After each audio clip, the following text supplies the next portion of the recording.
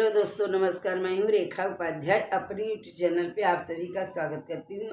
आज एक बहुत प्यारा देवी गीत, न्यू देवी गीत सुनाने जा रहे हैं। आप सबको अच्छा लगेगा तो कमेंट में जरूर बताना।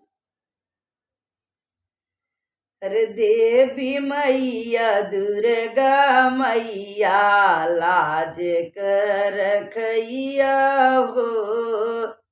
देवी मैया दुर्गा मैया लाज कर रखैया हो। ऐ माई दिहलु बाबू दिहलु लहुरी बहिनिया हो। माई दिहलु बाबू दिहलु लहुरी बहिनिया हो। अरे पीठी पे बीरनवा देद राखी बन वैया हो। पीठी पे बीरनवा देद राखी बन वैया हो। देवी मैया दुर्गा मैया लाज कर रखैया हो।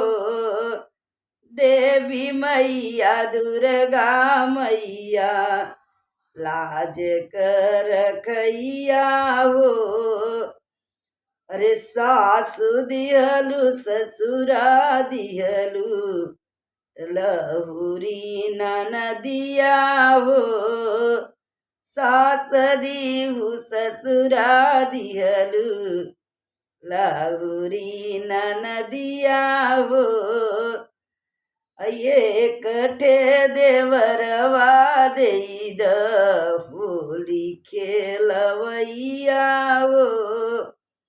एकठे देवरवा देद होली खेलवैया हो।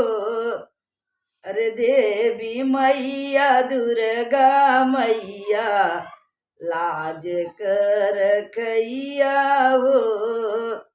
देवी मैया दुर्गा मैया जग के रखैया हो।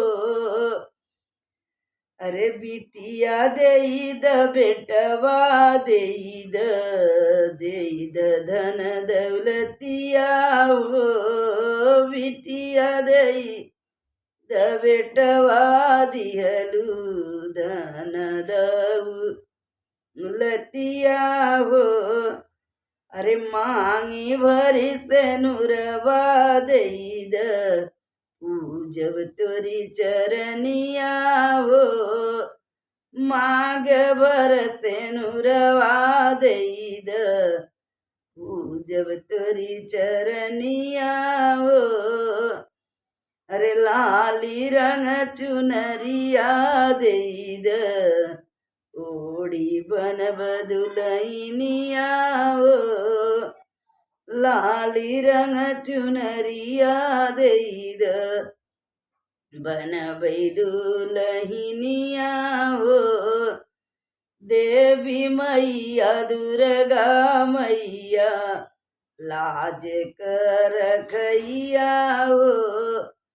देवी मैया दुर्गा मैया लाज कर रखैया हो।